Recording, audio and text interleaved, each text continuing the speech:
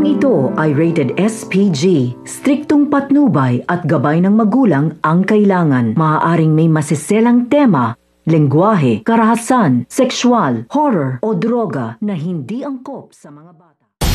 Tuloy-tuloy pa rin niya ang pagpupursige nga nito ni Lynette upang makamit na nga niya ang tagumpay nga niya sa pagiging operational manager. Hindi lang dahil sa kapakanan nga niya at para na nga rin ito sa kanyang anak na si Annalyn. Tuloy-tuloy rin naman nga ang pagtulong at pagsuporta nito ni Giselle upang sa gayon nga ay mapantayan pa nga nito itong si Moira.